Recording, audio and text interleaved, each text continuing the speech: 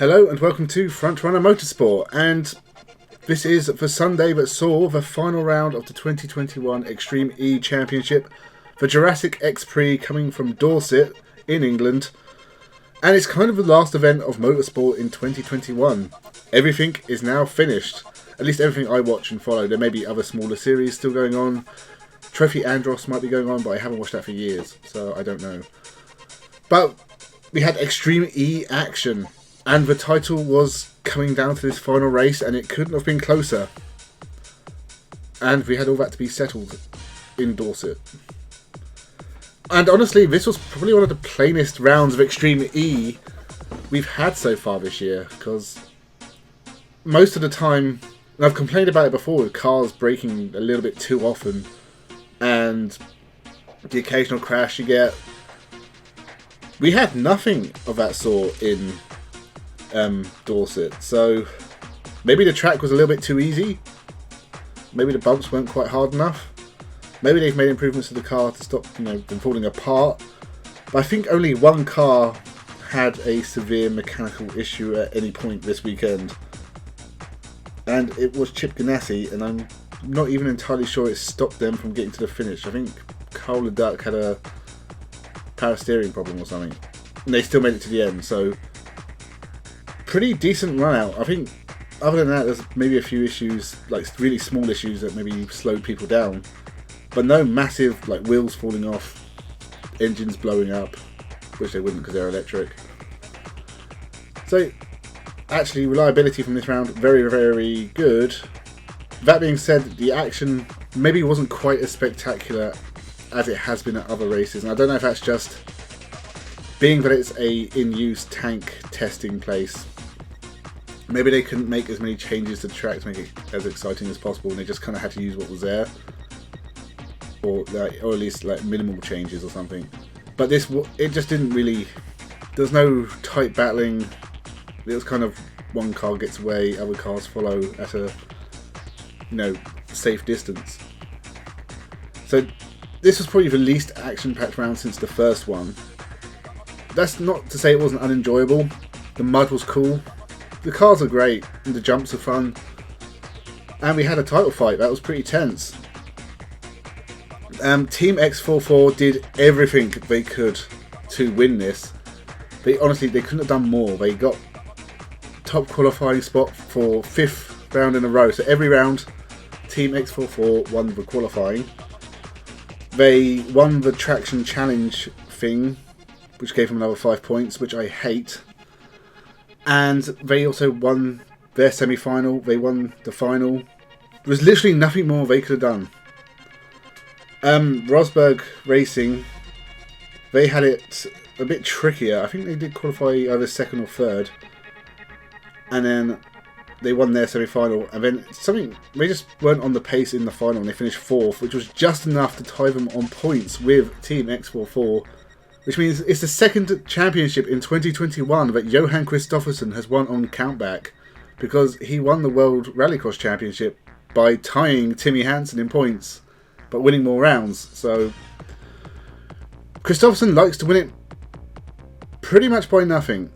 In fact, exactly by nothing. There's 2 championships he's won by no points. Unbelievable. But in his and Molly Taylor's defence, they've been brilliant all year, so they probably deserve to be champions. I honestly still believe that Johan Kristoffersson is one of the best race drivers in the world right now. Just in terms of, and I think you get this with a lot of Swedish drivers, they're so adaptable to anything. Like, if Johan Kristoffersson could go track racing next week and it would just be fine. There's not many drivers who can, like, I can't imagine Lewis Hamilton jumping in a Subaru and doing a rally stage quick. But I think Kristoffersson, if you gave him a few laps in the Formula 1 car, he'd probably get it down pretty quick. Maybe not like top flying pace, but it put in respectable times after about maybe half an hour. And that kind of goes for the Hansen brothers, as well as Sebastian Loeb, Carlos Sainz. Most of the men, Matthias Ekstrom was another one who can pretty much just race anything. So I think Extreme E really did get like the best of the best. I think these drivers, they couldn't have done any better. even on the women's side of it, I know not a lot of them were experienced, like Rally Raider. I think Jessica Kleinschmidt's. I know most of them are rally drivers, but they're not as experienced as like Sebastian Loeb. So it's been good. Team Rosberg champions, pretty happy for them. Makes you look forward to next year because we've got McLaren joining the field with Tanner Faust and Emma Gilmore, and obviously I think, is it Apt or someone? Maybe Andretti. They've already announced their drivers. I think Timmy Hansen and Katie Munnings are back. So 2 teams have already announced their drivers for next year. Going to be interesting to see if there's any changes. I have to say I've enjoyed the racing for the most part, but I do think improvements could be made, and I'd be interested to hear what you think on this. What would you do to make the racing better? I still think shorter laps. Like when I first read about Extreme E and what the format was going to be, I thought they actually meant it was going to be like Rallycross and there's like 4 laps, get the cars around kind of thing. Smaller laps means the cars are always closer together. I think the problem of having like a 9-minute, or like this is like a 4.5 minute lap or something. It's just weird because they were doing like 2 laps and then 1 lap and then swapped it, and then I don't know how they did that in the finals. But I think they have like 3 lap races. This was weird. I think like if you had a shorter track, maybe like a minute a lap and just did 4 laps. Even if you want to keep the driver swaps, and I can't think of any other way to do that. I don't like driver swaps because it's basically stopping the action for a minute. But if you want to keep it in, want to have a short track, do 2 laps, swap it. Which is kind of what you did this time, but not really. Other than that, I think you need to start the point system because I didn't understand any of it this weekend. Trying to work out the permutations for the championship was impossible. Just because they don't explain the points very well. Like once you've worked out, I'll give it a traction challenge as well, because no one should get 5 points just for being quickest in one sector. I know it's meant to be like a strategy thing, like if you go for it, then you're risking either your full lap time or... But it's just, 5 points is too much if you're going to do that. Either have 1 point for fastest lap or don't do it. But yeah, I have to say, I've enjoyed Extreme E. It'll be interesting to see where they go next year, what races managed not to get cancelled.